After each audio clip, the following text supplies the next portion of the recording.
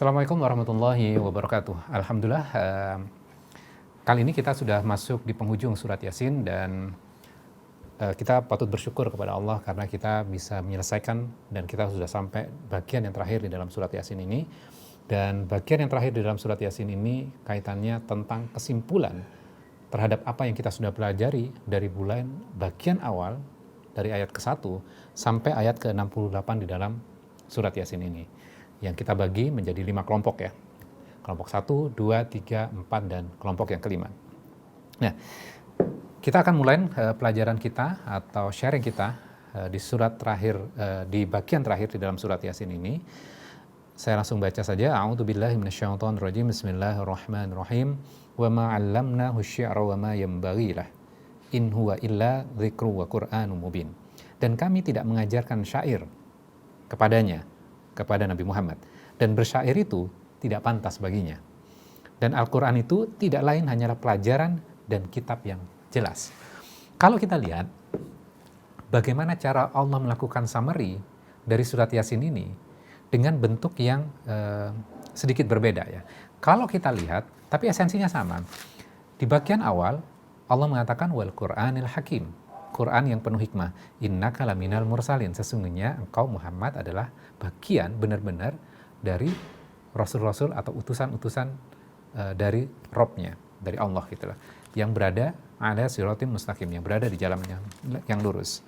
Nah di sini di bagian yang terakhir di dalam surat Yasin ini, di kelompok yang terakhir ini, kami tidak mengajarkan syair kepadanya. Dan bersyair itu tidaklah pantas baginya. Al-Quran itu tidak lain adalah pelajaran dan kitab yang jelas.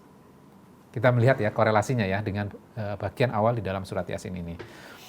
Jadi ini mereview kembali tentang apa? Quran yang penuh hikmah. Ya, mereview kembali tentang Quran yang penuh hikmah. Dan yang menarik ini, Rasulullah itu tidak diajarkan syair dan tidak pantas baginya mengajarkan syair. Nah, saya teringat pelajaran dari ustadz saya, jadi ketika mengkaji ayat ini menceritakan tentang Rasulullah yang ingin mengulang syair. Jadi sejarahnya seperti ini. Jadi ketika Bani ya, kelompok-kelompok kafilah-kafilah di tanah Arab itu ketika mereka sudah masuk Islam gitu loh, ketika mereka berperang, maka mereka mendapatkan bagian yang sama. Namun sebelumnya gitu loh, mereka adalah ketua kelompoknya, ketua sukunya lah kita sebutnya. Ketika berperang, maka mereka mendapatkan bagian rampasan perang yang lebih besar dibandingkan anggota kelompoknya. Sekarang, ketika sudah memeluk agama Islam, mereka mendapatkan bagian yang sama. Kemudian orang yang baru memeluk agama Islam ini dan ikut berperang, kemudian dibagikan harta rampasan perang itu, dan dia sedikit kecewa ketika mendapatkan bagian yang jumlah yang kecil. Kemudian dia bersyair. Kira-kira bentuk syairnya gini. Uhimtu bainal aqra wa uyaina. Jadi dia dinistakan dari dua tempat ini, Aqra dan Uyaina. Kemudian setelah mendengar hal tersebut gitu loh,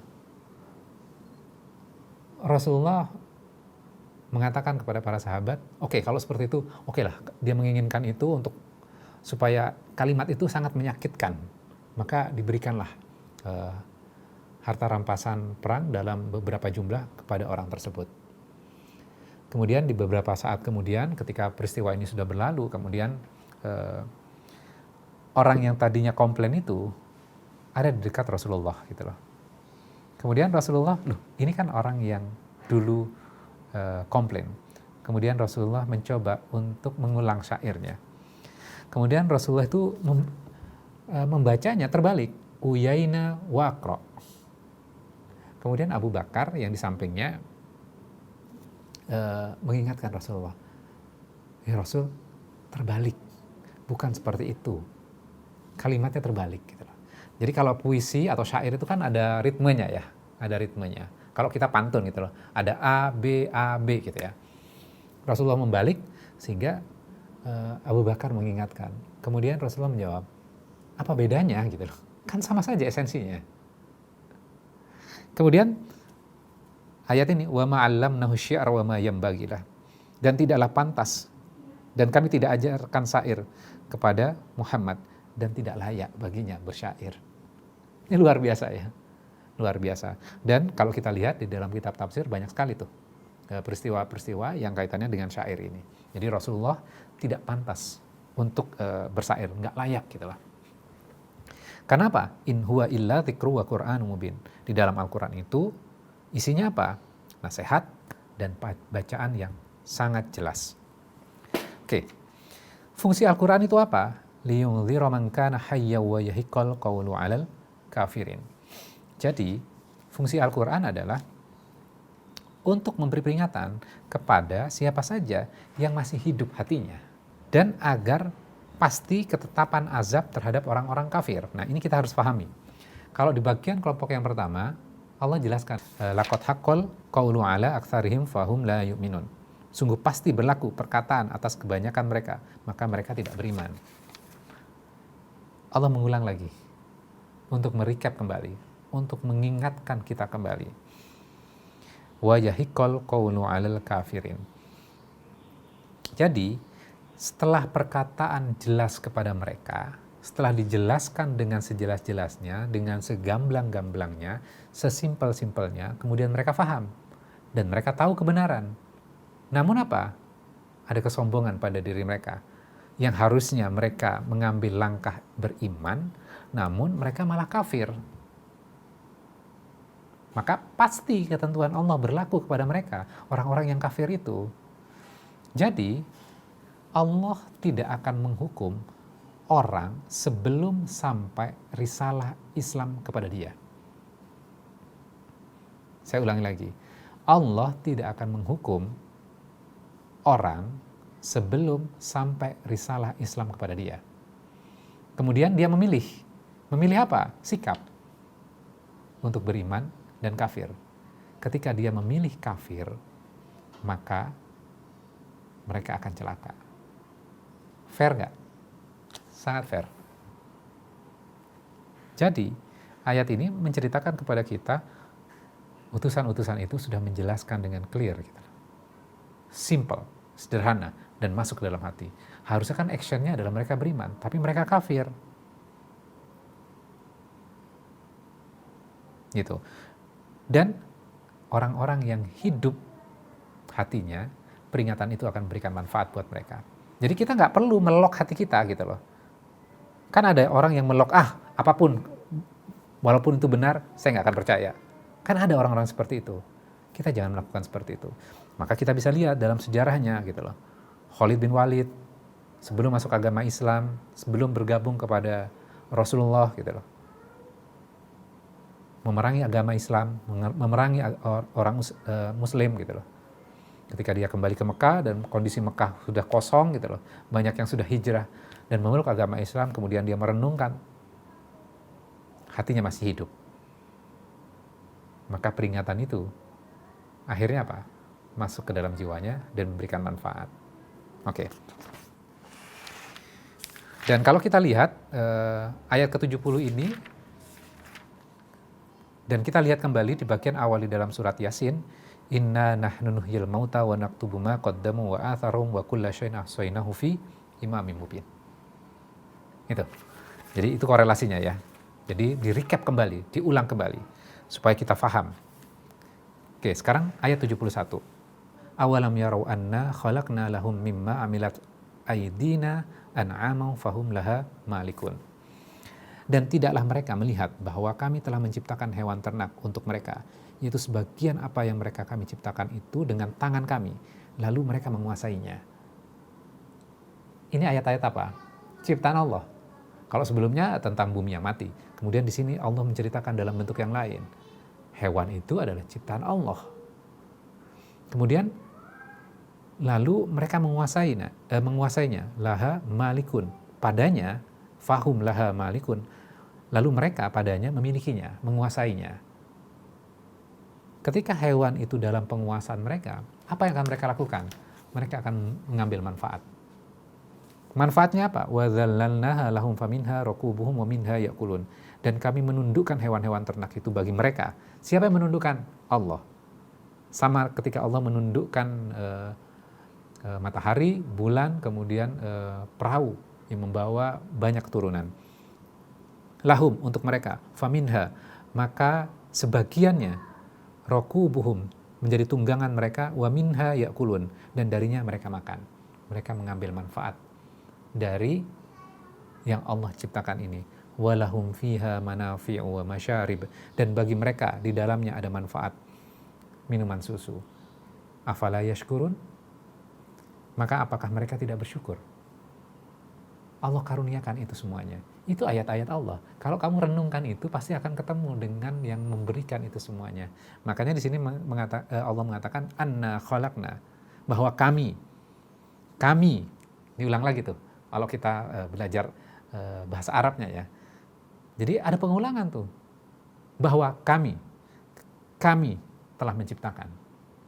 Jadi ada sebuah penekanan di situ, bahwa yang menyediakan itu semuanya, yang menciptakan semuanya adalah Allah. Jadi kita harus mencari itu gitu loh. Kenapa kamu nggak bersyukur? Oke, bagian berikutnya, wattakhadhu, dan mereka menjadikan min dunillah, dari selain Allah, alihah, Tuhan, la'allahum yunsarun, menjadikan Tuhan agar mereka ditolong dari azab Allah. Bisa nggak terjadi seperti itu? Nggak bisa. La yastati'u, mereka berhala itu tidak mampu. Nasrohum, menolong mereka, wahum lahum jundum muhdarun. Jadi sembahan itu tidak mampu menolong mereka gitu loh. Jadi nggak ada manfaatnya. Mensamerikan bagian sebelumnya nggak di dalam surat Yasin. Ketika laki-laki dari penghujung kota melakukan dakwah gitu loh. Kita ingat di ayat 21 gitu loh. Mengapa aku akan menyembah Tuhan-Tuhan selainnya jika Allah yang Maha Pengasih menghendaki bencana terhadapku, pasti pertolongan mereka tidak berguna sama sekali bagi diriku, dan mereka juga tidak dapat menyelamatkanku. Summary lagi, bagian kelompok yang sebelumnya. Oke. Fala yahzunka qauluhum, maka janganlah membuat kamu bersedih. Qauluhum, perkataan mereka, inna na'lamu ma yusirruna wa ma yu'linun. Sesungguhnya kami mengetahui apa yang mereka rahasiakan dan apa yang mereka nyatakan. Jadi Allah yang mengawasi hati. Kalau kita kan tidak tahu ya hati setiap orang gitu loh. Kalau kita kan langsung aja mencap, oh orang itu dari fisiknya dia orang adalah kafir. Dia tidak beriman tuh. Sedangkan Allah mengobservasi apa yang diungkapkan, apa yang disembunyikan di dalam hatinya.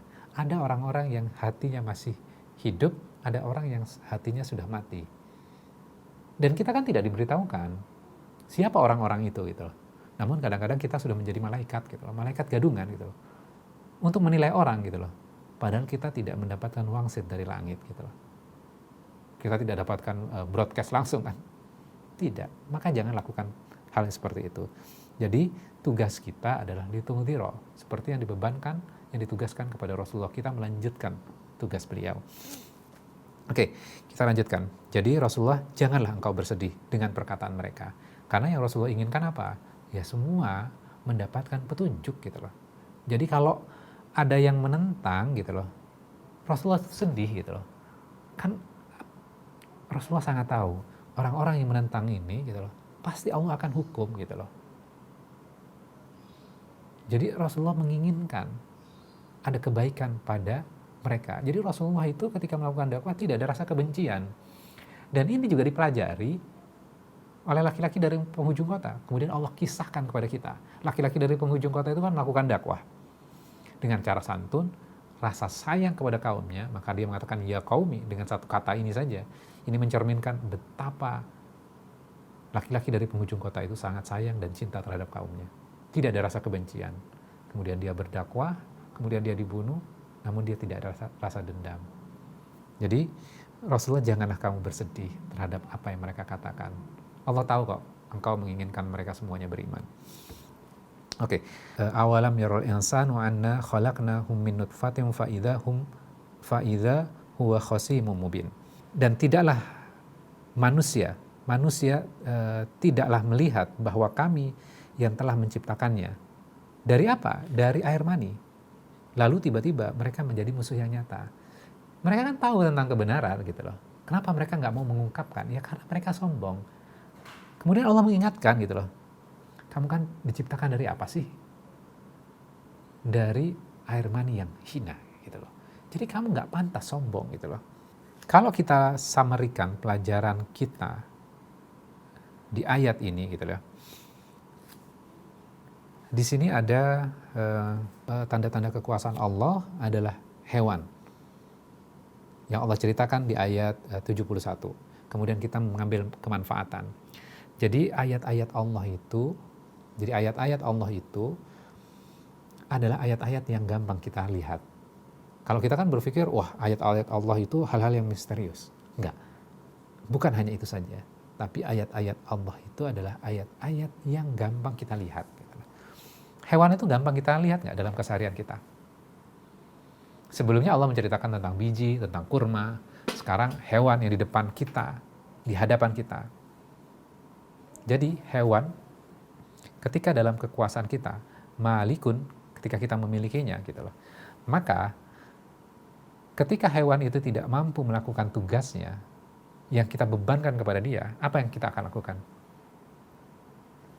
Kita akan menghukum dia. Maka Allah yang menguasai kita. Kenapa Allah tidak akan melakukan hal yang sama? Ketika kita tidak mau mengikuti dan mematuhi, kemudian kita tidak mau berpikir, tidak mau mencari tentang Rob kita. Allah akan hukum kita ketika kita tidak mau melakukan hal itu. Itu adalah hak Allah. Jadi ini merupakan pelajaran yang berharga untuk kita. Nah, insya Allah kita akan lanjutkan kembali di bagian berikutnya. Mudah-mudahan ini bisa menambah pemahaman kita. Alhamdulillah kita di penghujung dari surat Yasin ini. Insya Allah satu sesi lagi kita akan menyelesaikan 3 ayat di dalam surat Yasin ini. Mohon maaf jika ada yang kurang berkenan. Wabillahi taufiq wal hidayah. Wassalamualaikum warahmatullahi wabarakatuh.